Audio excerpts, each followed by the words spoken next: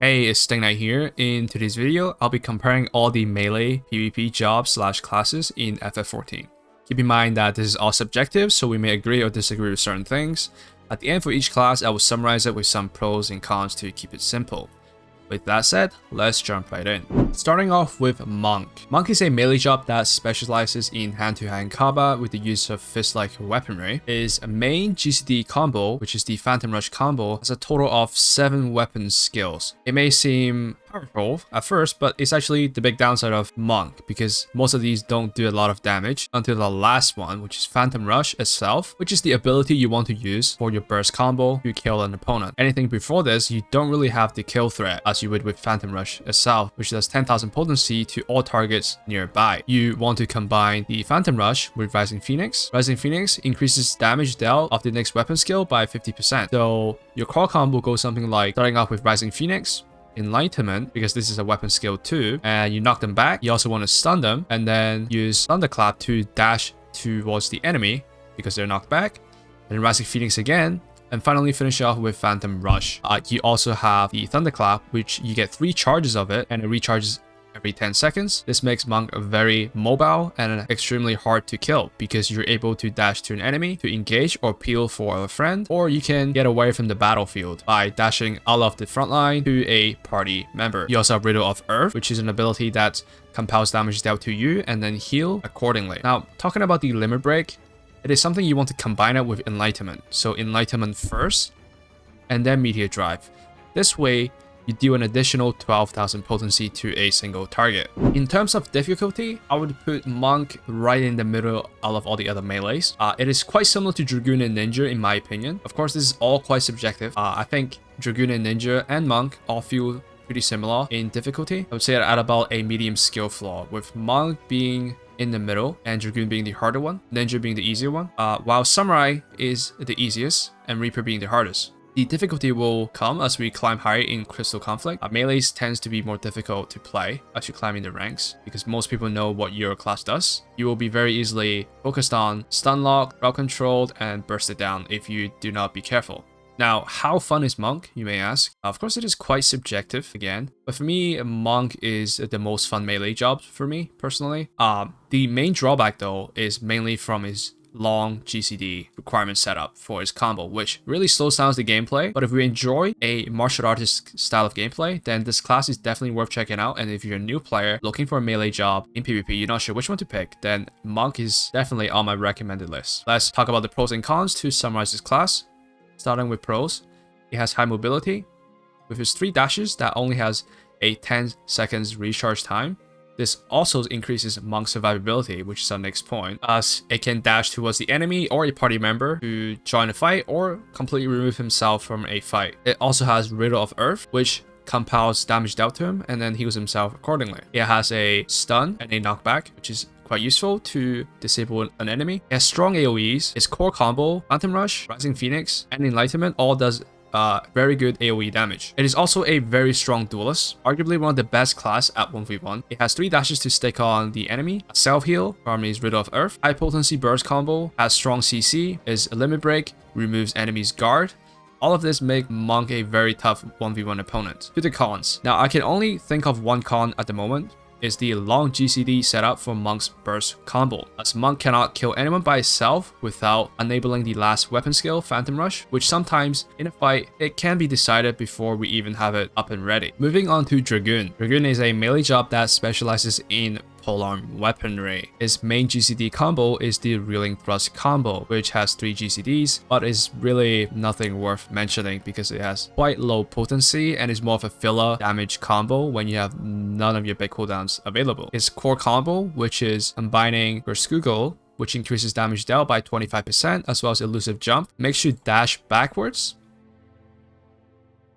This increases its damage the further away you are from the enemy, up to a total of 16,000 potency. And with the damage buff, you do quite a bit more. Combined with the second cast of Berskugel, which is Nostril, also does more damage if the enemy is 50% HP or less. You also have decent mobility with your high jump, as well as your elusive jump. Your high jump dashes forward to a target, dealing 5,000 potency, turning your main GCD into Heaven's Thrust, which does 10,000 potency. An elusive jump that we just mentioned, you dash back, turns into whirlwind thrust, and does more damage the further away you are from the enemy. You also have your horrid roar, which anyone inflicted by this deals 50% less damage to you. So it is not a straight up damage reduction ability. You have to hit this ability for it to be effective. You also have Chaotic Spring, which is a high healing potency ability, which lets you have quite a bit of nice sustain going. Your Limit Break, Sky High, is extremely powerful. It is an AoE ability that the closer you are to the enemy, the more potency damage you will do. And if you combine this with Gerskugel, the 25% extra damage, you do even more damage to your opponents. And it is extremely powerful that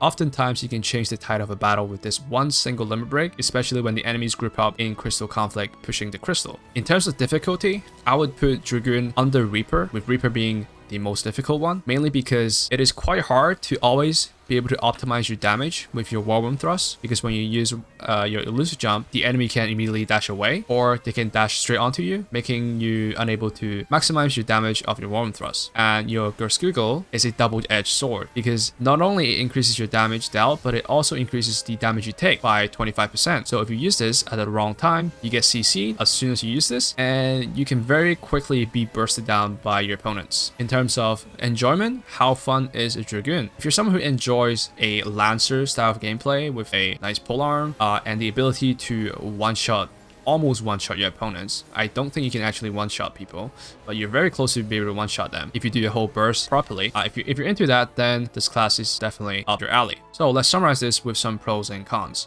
Starting with pros, it has decent mobility with its high jump and elusive jump. It has very strong AoE with both its Gerskugel, which becomes Nostrand.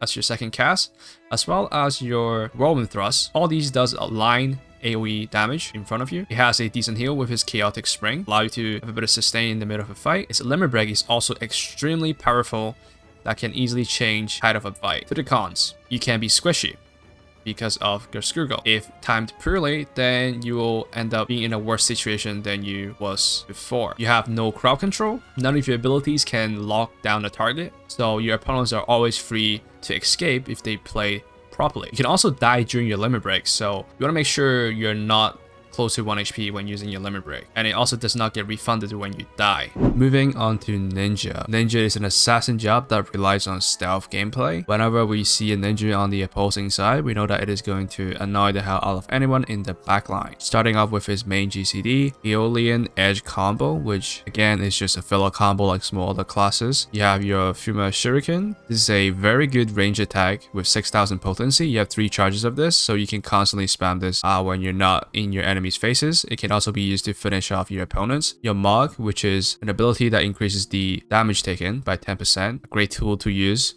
in your combo. In general, you want to use Bushin combined with your Shikuchi. Bushin gives you a shield as well as a shadow that does about half your damage, and your Shikuchi is your stealth ability, and it also allows you to travel quite a bit of distance.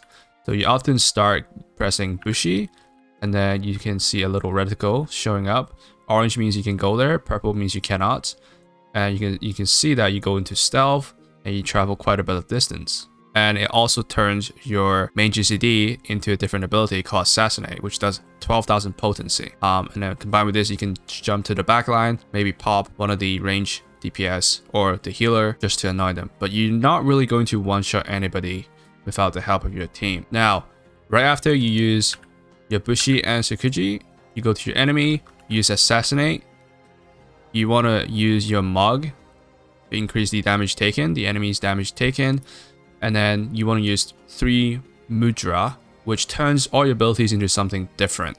We have Hyosho Ranyu, which does 16,000 potency, and it is what you want to use as your main damaging follow-up combo. And then you can use 3 Mudra again, and you can use Forked Raiju, which is your main GCD. It turns into Forked Raiju, and then it is followed up immediately by Fleeting Raiju, both which is a stun. So you can pretty much stun lock a target, keep them in place, while you can spam your Shuriken for some extra damage if the target tries to escape. And you also have a lot of utilities. For example, if you use 3 Mudra, some of your abilities turn into a heal, this one, and then some of your abilities turn into a shield. Some of them turns into like a ground AoE that anyone walks into, they will take damage. So we have your Limit Break, which is like a Genji ultimate. If you played Overwatch before, it resets every time you get a kill on a target. So you can use this repeatedly if you're able to use it at its maximum effectiveness. It stuns target or renders them capacitated if they're 50% HP and below. But if they don't die, your limit break goes back to cooldown again, and you cannot use it again. But if you can kill your opponent, you can use this non-stop as long as the enemies die. And that's the difficulty with this limit break, because it doesn't do a whole lot of damage. But if you can manage to get resets off, you can constantly use it on a low HP target, and you basically stun them to ensure a kill for your team. In terms of difficulty, I would say Ninja is about at a medium skill floor, similar to Monk and Dragoon. You have a lot of burst, utility, but your limit break is a little bit more difficult to use. But if utilized correctly, you can be very powerful with it. You also have great ranged attacks. I think it's a little bit easier than Dragoon and Monk. Unlike PvE, you don't need to press a lot of crazy amount of buttons. So the combo is fairly straightforward too, just like most other classes. In terms of enjoyment value, Ninja is definitely really fun to play if you're looking for like an assassin type class. Ninja, you have to really play this. It's actually really fun. You're constantly in stealth, you're constantly in the backline, you're always annoying your enemies. You know, you see some guy trying to heal up on the side, and then boom, you come out of nowhere and you one tap them. They have no chance to react because you're in stealth. And you also have great ranged attacks overall to finish off your opponents. If you're looking for a melee stealth / assassin class, then Ninja is definitely for you. So let's summarize this by going through the pros and cons. Starting with pros. So Ninja has great damage overall. It has great mobility as well. It also has a stealth, strong ranged attacks. It has the 3 stacks of shurikens as well as his Kyoshi, which does a huge amount of burst. You also have great utility with heals, AoE damage, a shield, etc. You can actually peel for your teammate. You also have 2 stuns, 2 back-to-back stuns, which is kind of unexpected for an assassin class. To the cons, it has a difficult limit break to maximize because you can easily just misuse it and then you can't really chain it anymore and you just do 10,000 potency damage and that's it. It is also weak at 1v1. If you're up against someone else in a straight up fight with full HP, Ninja is quite a tough class to play. You don't have the sustain that Dragoon has. You don't have the burst and survivability of a Monk. The way your mobility works is not that useful. You have 1 dash, which is your Shikochi, which also allows you to go hidden, but in a 1v1 it's not really that useful. You also have your 2 dashes, which is from your forked Reiju, which is a stun, and you can only dash onto a target, so you can't really dash out. Moving on to Reaper. Reaper appears to be an assassin style class, but it really is not. It uses a scythe as its primary weapon. Its main GCD is the Inferno Slice combo, which, same again, is just a filler combo when you have nothing up. You have your Soul Slice, which you want to use to increase your stack of Soul Sacrifice, and then you want to use your Plentiful Harvest once you gain the stacks from your Soul Slice. This increases the damage of Plentiful Harvest, which you want to spam this ability as often as possible so that you can get a limit break. This helps you get your limit break a lot quicker. We have our Grim Swathe, which turns our GCD into a 8000 potency skill called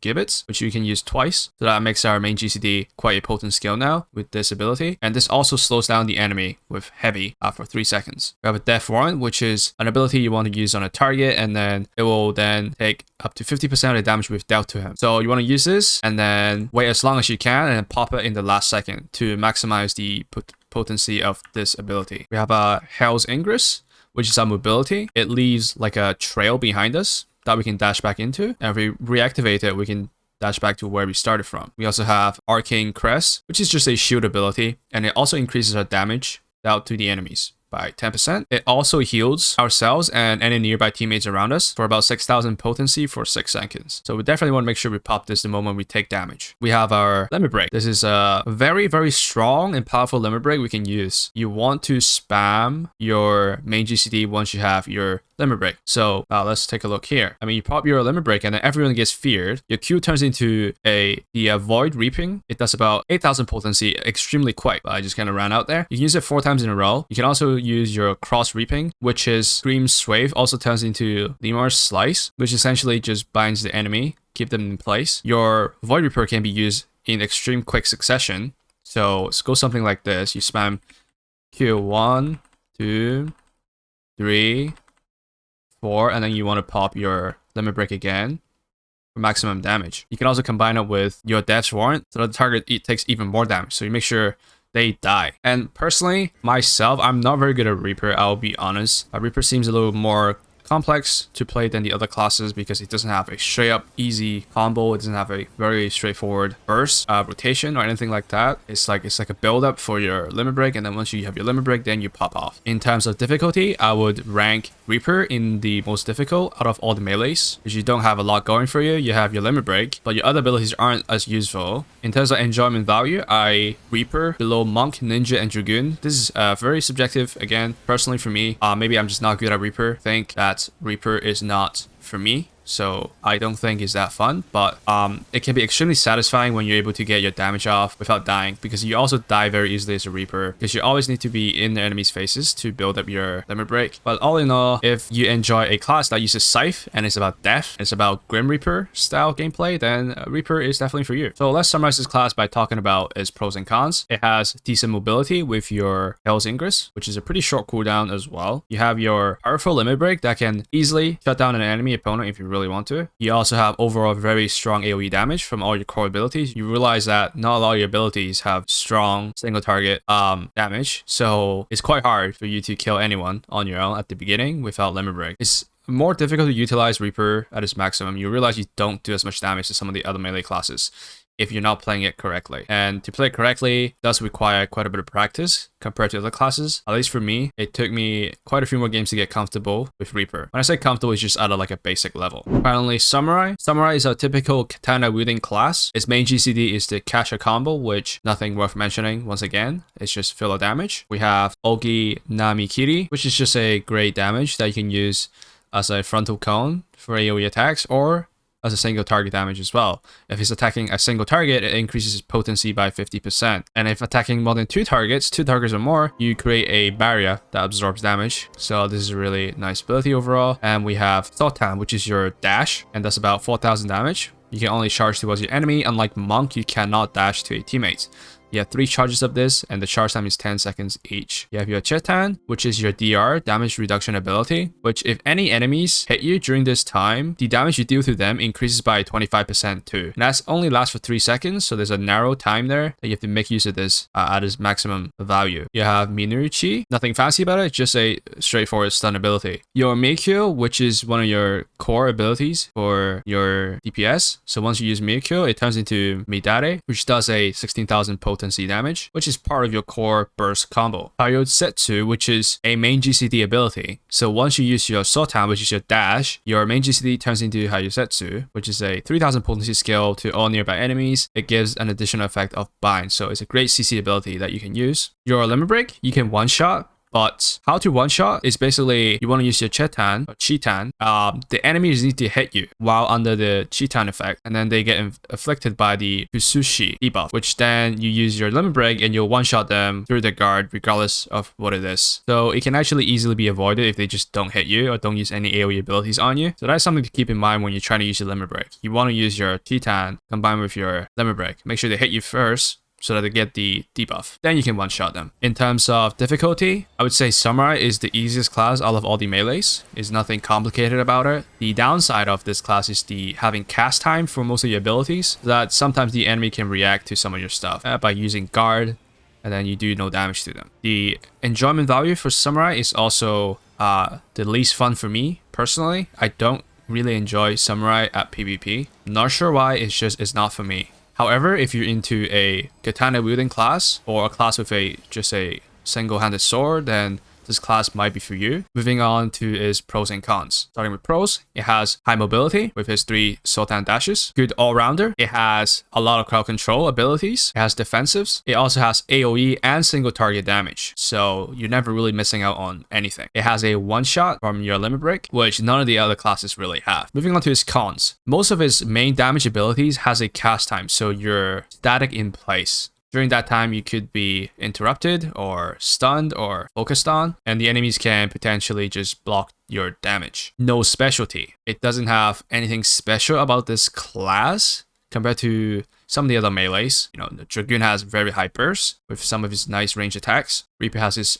very powerful limit break that you can go crazy on, and strong AoE damage overall. Ninja has his stealth and assassination style of gameplay. Monk has his 1v1 style, very strong 1v1 survivability, and very high burst combined with his limit break. easy to avoid limit break. Your limit break can easily be avoided by simply not hitting the samurai. So your limit break would do a minimal amount of damage. So that is it for this video, guys. If you have something you agree with or disagree with, make sure to leave a comment down below and let me know. If you found the video helpful, make sure to leave a like and subscribe for more future FF14 content. So thank you for watching. I'll see you guys next time. Goodbye.